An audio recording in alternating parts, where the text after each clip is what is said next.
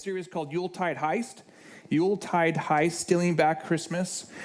We talked about the first week of this was from gloom to glory. You know, what happens when we lay out our hurt, our pain, expose it so that it can then be used in our story for glory. That was what we looked at the first week. Last week, Corbin looked at from stress to blessed, what it's like to deal with stress. Look at the story of Mary, who I think probably went under some stress, don't you? With her situation in the Christmas story into a blessing. And today we're going to look at from rejection to adoption. So we get to talk about the most fun emotional response, which is rejection. And so we're going to look from rejection to adoption today. And this week, as I was studying for this series, I stumbled across an old play from the 1950s called Looking Back in Anger. Anybody heard of this, Looking Back in Anger? I'd never heard of it before. I kind of stumbled onto it. But it was a play written in the 1950s by a guy named John Osborne. I think they made some movies in later decades about this as well. But the play explores themes of like class, division, alienation, this idea like kind of post-war delusion. I think it was a pretty radical play for the 1950s. But there's a line in that play that stood out to me. And it's said by the anti-hero of the story, a guy named Jimmy Porter. And he says this: Christmas is a holiday that persecutes the lonely, the frayed, and the rejected. Christmas is a holiday that persecutes the lonely, the frayed, and the rejected. You know, if you look at the story of that play, Jimmy's character's main insecurity is he's a lower class, kind of poorer man who marries a wealthy, higher class woman. And I think there's a lot of rejection that he feels that he imposes upon himself through that dynamic. As well, he's just very unhappy with his lot in life. And he has this kind of rejection. And so as we think about rejection, as we think about what it looks like, I think it's easy for some of us to kind of look at Jimmy's words and go, boy, that's a cynical response, as somebody who may just not like their lot in life. But what I really think is that there is a lot of truth within Jimmy's response here. I think that a lot of people see the Christmas season as just an opportunity to persecute the lonely, the frayed, and the rejected. And I don't think we should just dismiss that. And you know, this isn't a series that, you know, I just don't, we really like to talk about the real stuff. You know, it's kind of in the name of the church, right? And so the feeling of rejection is a powerful emotion. It's a real emotion that a lot of people feel right now. And I think, again, the Christmas season, like we looked at the first week, can really just be a magnifying glass, and it heightens all the things that we struggle with. So if you're feeling rejected right now, it's a magnifying glass for that emotion. And so I want to meet you there. I want this message to be something that where we meet that person or you in rejection, but we also are trying to steal back that idea and to bring it into a different perspective. So let's look at first, though, the power of rejection, because it is one of the most powerful, I think, emotions that form us, or I should say even can deform us. We've all experienced rejection, right? Raise your hand if you've been rejected. If you don't, I feel rejected if you don't raise your hand, okay? Yes, we've all been rejected. It's a part of life. And if we're not careful, though, just like anything, we can negatively protect ourselves from rejection because rejection hurts. So we do everything we can to try to eliminate any possibility that we're never rejected again. But that's not realistic, is it? You can dig yourself and bury yourself in a cave and still find some way to be rejected. For many of us, it's a difficult emotion. And that's the first thing we need to think about. It's a difficult emotion as we deal with just being human. I think it's one of those things that when it happens to us, it's one of the most impacting and formidable things that happens to us. And I would imagine if you were to sit down and just kind of think about your life and your quiet time and how many of your responses, how much of many of your decisions are made based off of some form of rejection. That is not a fun exercise to do, by the way, but it is an exercise that I think is healthy. All right, there's a guy named Guy Winch. He's a leading psychologist in the world of emotional health, and he said this about rejection. He says, rejection elicits emotional pain so sharp it affects our thinking, floods us with anger, erodes our confidence and self-esteem, and destabilizes our fundamental feeling of belonging. I think it's one of those emotions that will probably affect us most dynamically in the entirety of our lives. It affects every range of our being. Is this idea of do we belong, are we rejected? It is a deeply impactful thing to happen to us. Guy Winch also says, brain scans show that the very same brain regions get activated when we experience rejection as when we experience physical pain. This is what makes rejection a little bit different, is because our brain processes the same way as if you were to break your arm. There's a reaction in our brains that teach us that that we need to protect ourselves, like if you were to have caution climbing a tree. It's one of the few emotions that injure us like that, which is why I think it stays with us longer. It seems to stay with us a lot longer because of that. And again, I think many of us have probably been deformed through rejection. We talk a lot about spiritual formation here, what forms us. And rejection might be one of those things that it can form us, but it can also deform us. And so we need to be careful of that. And in fact, I want to go through a few responses that actually hurt us from being formed in a healthy way. Because just like any emotion, if we have a negative response, we probably should be aware of it. So I'm going to make us look at some of that today. Is that okay? I'm going to make us look at some of that. So I think some of the responses that aren't always the best or reinforcing, or positive, I should say, are the number one probably is we withdraw and isolate. But probably the biggest one, the way that we protect ourselves, is we withdraw and isolate. And it's effective, right? It reduces the immediate risk, right? Like you can't be rejected if you're just by yourself, you might think, right? If I just withdraw and isolate, no one can reject me. But what this does is it reinforces loneliness, which is another big problem, right? If we get rejected and isolate, then we're reinforcing into loneliness, and loneliness will actually build a resentment towards other people, because what happens is you're like, I'm lonely, it's everyone else's fault who rejected me. And so now you're deeply lonely and you're resentful and you kind of become angry because of this. So when we reject people out of fear or being rejected by other people, we then become lonely and resentful and often feel like we've been abandoned. And so we don't want to withdraw and isolate, even though it feels like that's the immediate solution. Another one is that we build emotional walls. It's really hard to be in a relationship when there's a wall there, right? If there's an emotional wall, it's really hard to have a relationship. And so what happens when we're rejected, we usually suppress vulnerability because we were vulnerable with somebody and they rejected us, or we perceive that they rejected us based off of that. A lot of times we won't share our feelings with accurate truth because we're like, well, last time I did this, I got rejected. We don't even share our hopes and maybe our insecurities because we're afraid if we share those things that this person will reject us. This prevents any form of meaningful relationship in any kind of relationship, friendship, marriages, whatever. It's really a hinder. And it can kill relationships entirely and prevent any type of relational healing. Like we say a lot here, yeah, it's in community where you're going to get hurt, but it's also in community where you're going to be healed, right? And so you have to be able to face those things without the fear of rejection, but that, for many of us, has never been the reality. This also can lead into things like self-blame. Self-blame, I think this is probably one of my biggest ones, to be honest with you. Self-blame. In a way to protect our egos, we create a sense of control by kind of hitting our own self-esteem, by eroding our own self-esteem with rejection. So you're anticipating rejection anytime you go into a relationship. You go, because I was rejected over whatever it was that rejected, this person will probably reject me too. And so you're kind of anticipating it. You have a really poor self-esteem. You don't have a lot of confidence.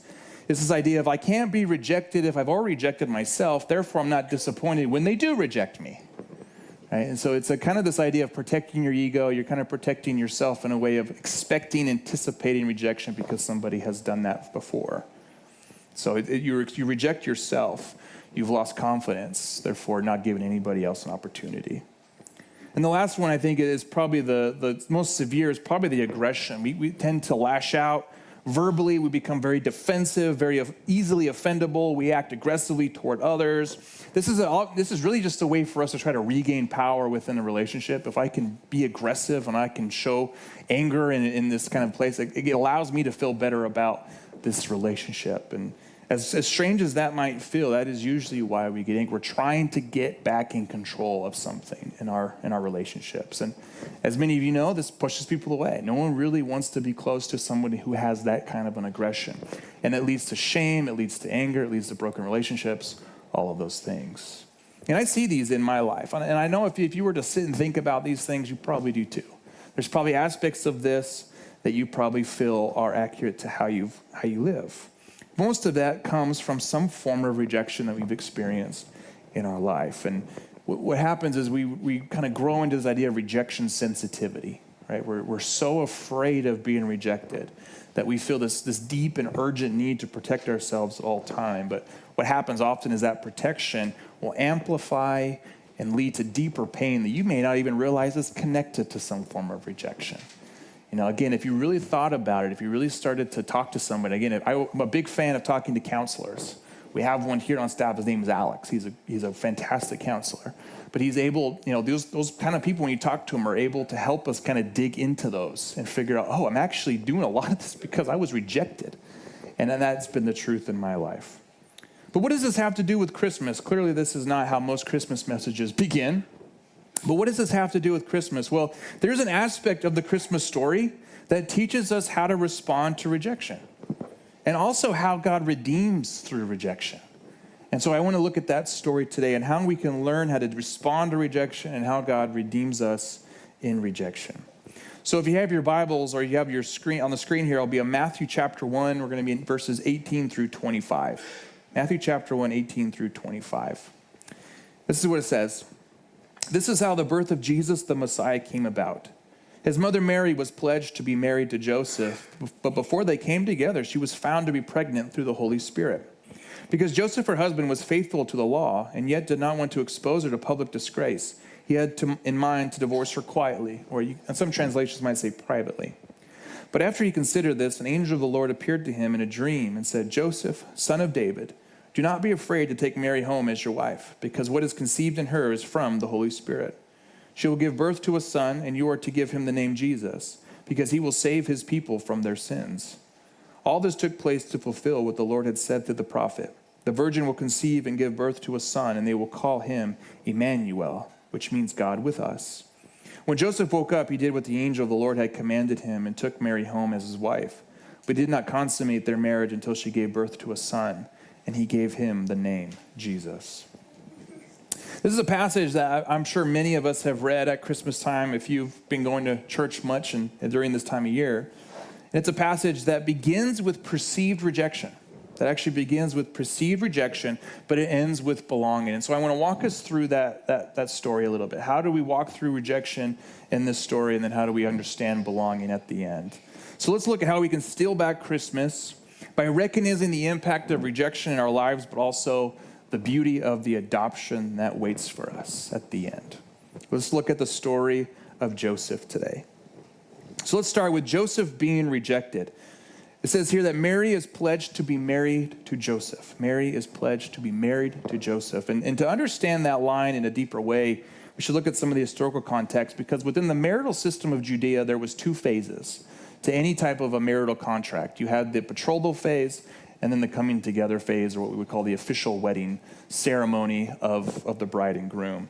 And at this point in the story, this pledging is the first phase. This is the engagement phase. So let's look at what that means a little bit at the engagement phase. So this was always prearranged beforehand by parents, but the way of Judea was a little bit different. They actually had the consent of both the bride and the groom, which is a little different than maybe our Roman counterparts probably did. And so this was a prearranged marriage with the consent of the bride and the groom. And now the bride and the groom were likely very young.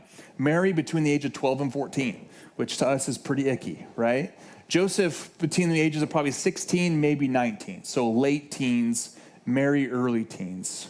And they would have signed a marriage contract. It was a legal binding document called a ketuvah. And so this would have been a legal marriage binding contract within the time of Judea. And there were a couple of kind of unique components of this. One was the bride price. So one thing that was paid was the bride price. This was the groom's side, or Joseph's family would pay Mary's family this bride price, not to buy the bride necessarily, but to compensate for the loss of an individual within that community. Communities were heavily used by everybody, needed to contribute. And so you were taking somebody out of that community and bringing them over to yours. So you were kind of compensating that community for the loss of that person. And so the bride price was paid by the groom to the bride in order to help compensate for that loss. And then the bride would often bring a dowry. Now the dowry belonged to the bride. So it was there for the bride should the husband pass away. She would have some financial means of caring for herself. And so these were things that would have been exchanged and happened during this betrothal or phase here. Now we don't know exactly how close Mary and Joseph were. We don't know if they actually knew each other well during this phase. They had probably met, but it was always in community gatherings. They were never to be one-on-one by their own. That would have been very taboo for that time. And so we don't really know how close relationally these two were. But that phase of betrothal lasted approximately 1 year. And so there would have been some time where they would have met each other, known each other. We don't know if there was much of a relationship, but they would have obviously been very aware. And this time that we read about really in just a couple of sentences could have happened throughout that point of a year. We don't know how long that took. Clearly, she became pregnant and she started to show was likely a few months into that period. So we're looking at approximately 1 year, probably a few months' time within those two sentences. Again, it was a legally binding marriage. So again, the only way to dissolve this was through divorce or death. And so in that phase is where Joseph learns of Mary's pregnancy. And I imagine that he reacted like many of us would react in that situation, right? Sure, Mary, Holy Spirit, yep, right? And this would have been a deeply troubling thing for Joseph, just like it would be for any of us. If any of us have ever been cheated on, there's a deep guttural reaction to these types of things. It would have been a betrayal to Joseph. I think it would have really made him feel rejected, just like it would anybody else. Brad Gray says this. He says he doesn't understand what's going on. This is Joseph. He doesn't understand what's going on. Remember, the angel hasn't come to him yet in the story. He hasn't gotten any notification at this point.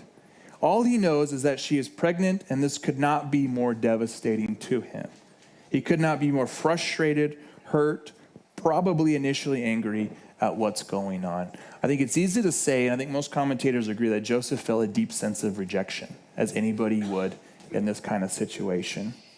In the eyes of the law, it would have been seen as his bride committed adultery, seen and experienced that way as well for Joseph.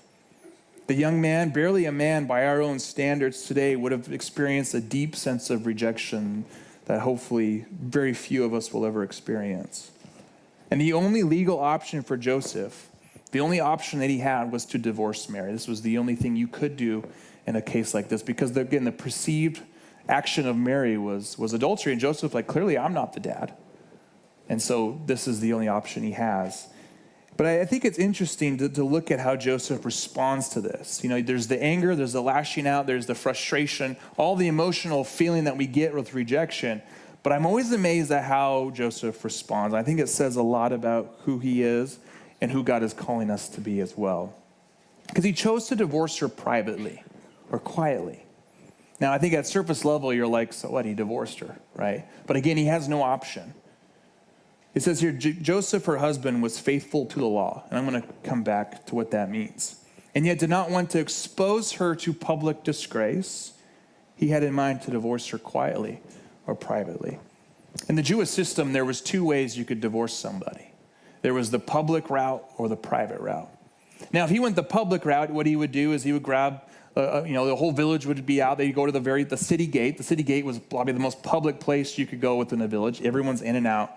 You go to the city gate, you bring an elder, or you bring someone, a top leader in the village or a judge, and you basically publicly expose this person for their adultery, for their shame. And again, in a culture of honor and shame, there's very little that means more than the honor of your family, honor of yourself, and the shame that carries with it. I mean, shame was one of those things that just followed you everywhere, the rest of your life, your kids' life, your grandkids' life. It was deeply encompassing in the culture of these people. So not only are you carrying this like public shame of like, this is a young, imagine being a 14-year-old girl and someone being like, this person is shamed forever because of this. It'd be a pretty hard thing to experience, I think, for both sides. But Joseph would also be able to keep Mary's dowry. There was a financial gain here as well. You would be able to keep a dowry of Mary's. You would have to surrender that over because of her action. The bride family then would return all of the bride price. So Joseph's family would regain and made whole all of the financial means as well. This would publicly absolve Joseph. This would be, Joseph is publicly saying, this is not mine. I don't condone this. I don't want no part of this. And the village would then see it. This would then avenge his shame, regain any sense of lost honor that he had. This was, again, a very big deal. And Mary's family inherited all of the shame. Mary herself would inherit that shame. It would be very difficult for her to marry. And if you're a young 14-year-old girl on this particular time, if you're not married, it's really difficult to take care of yourself. It's a very difficult place to be. So Joseph's name would have been cleared. He and his family would have gained a little wealth as well. And he gets the validation of watching a person who rejected him shame and disgrace. Again, remember, he has no idea Mary's situation at all. This is very well what he could have done. He is under his legal and scriptural right to do this. Now he doesn't go the public route, he goes the private route. He goes the quiet divorce route. All this means is that he required 2 or 3 witnesses, maybe a couple of friends is all. He gives her a certificate of divorce. He loses the dowry, right? He's not able to regain the dowry. The dowry goes home with the bride. He may even potentially lose the bride price as well. So his family may even lose the financial givings of the bride price. He again loses any opportunity to regain public honor. There'd be some that would probably know, hey, it sounds like he wasn't the father, but no one really knows. It's kind of this private deal. But it would also mitigate Mary's family shame, mitigate some of the shame on her life as well. And Joseph's decision to divorce her privately, I think, can teach us a lot how to respond to rejection. Because again, he felt rejected. I don't know anybody who wouldn't have felt rejected in that situation. Yet, when he thought about it, he chose mercy.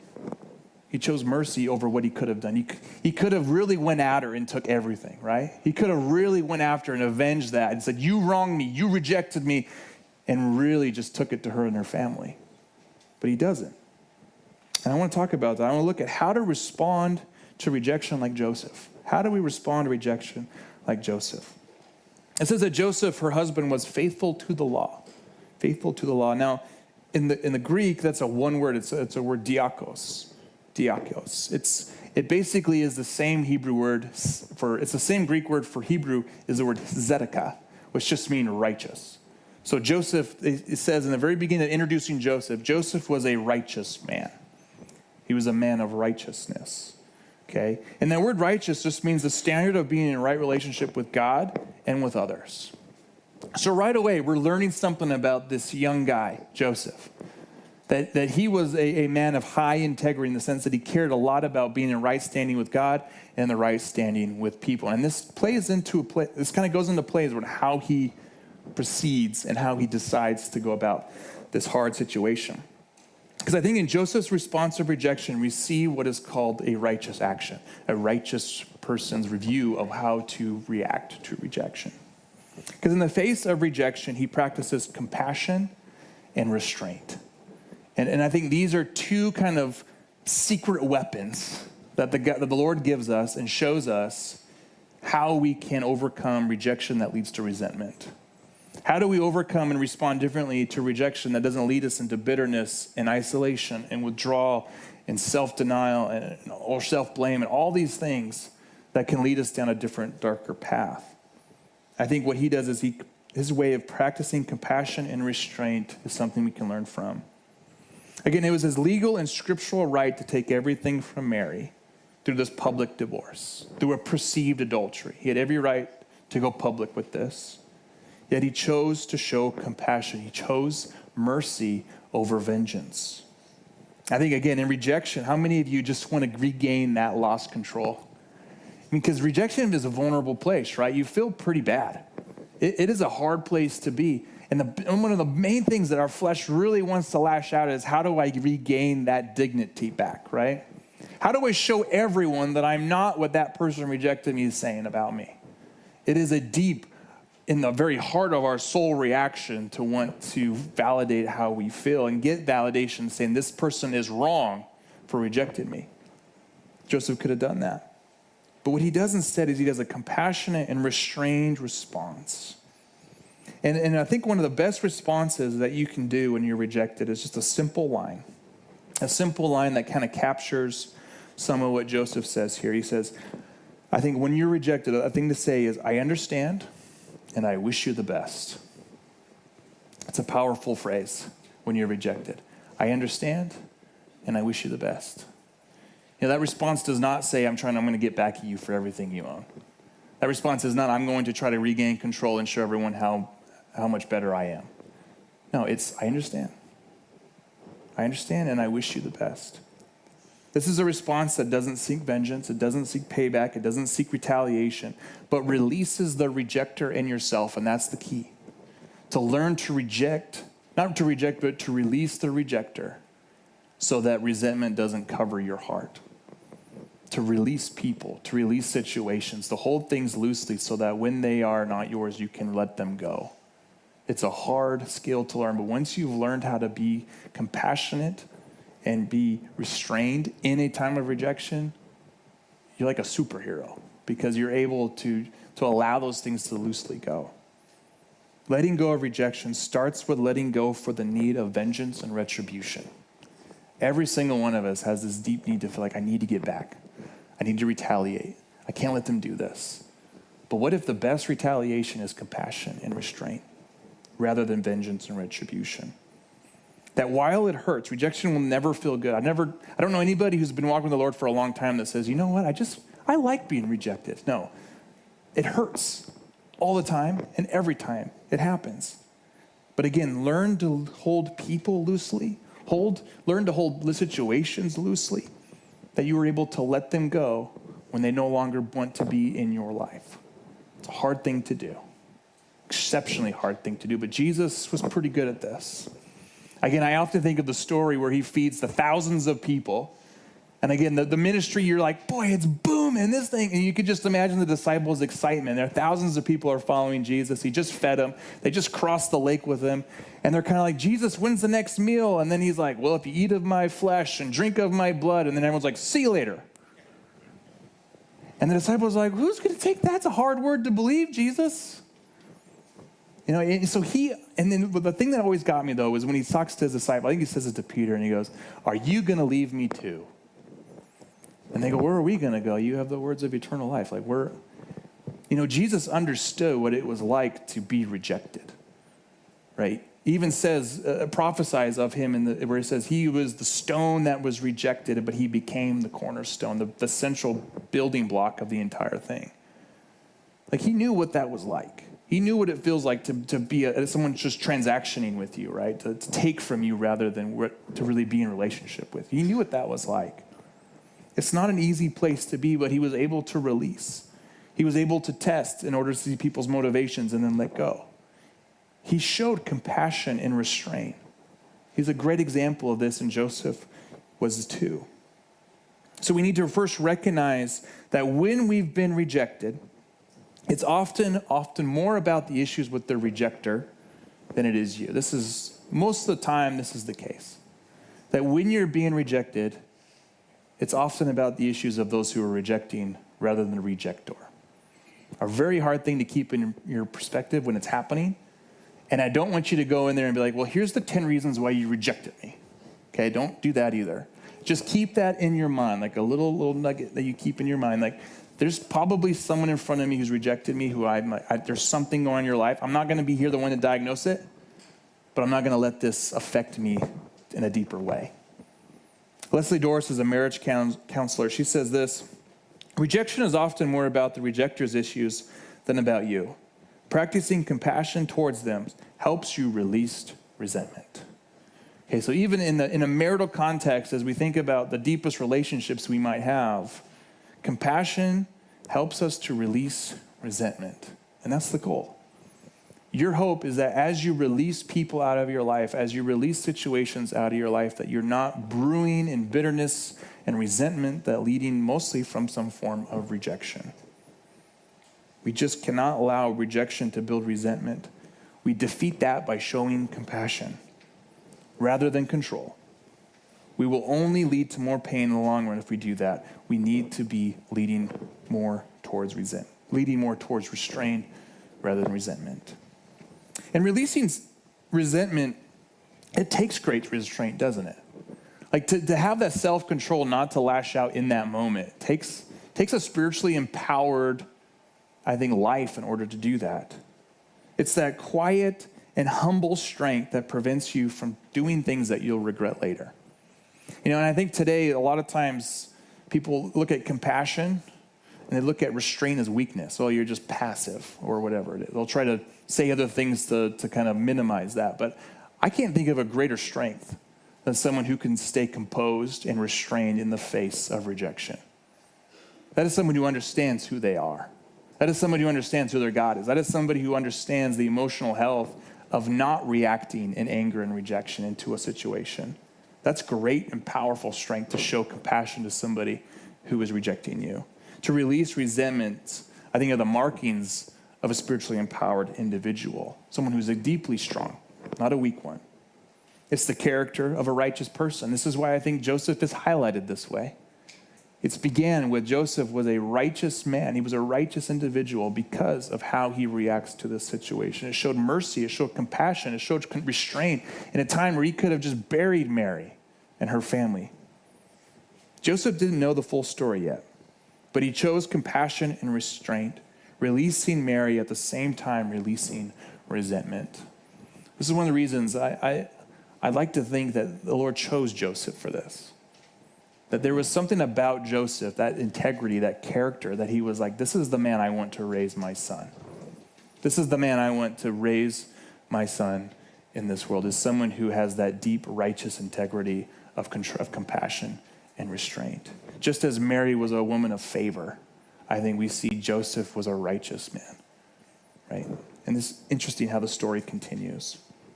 And when I think about this, when I think about my own rejection in particular, it's a hard thing, and I hope you do kind of reflect on that a little bit. As hard as it might be to reflect on, especially the fact you probably don't want to with Christmas coming up, I think this is a great season to reflect on that. Again, we don't want to waste this season. This is a good season to be thinking about some of these things and how God redeems them. And in my own context, I can only speak for myself, but I think some of my deepest rejections have been in the church. I don't know about you, but that's probably where I've been rejected the most. And so I think about, when I was writing this, was often thinking about my own story of rejection in this area. But I think in all the things that church people reject each other about, doctrinal issues, practical issues, ministerial issues, you name it, we probably reject each other for it, right?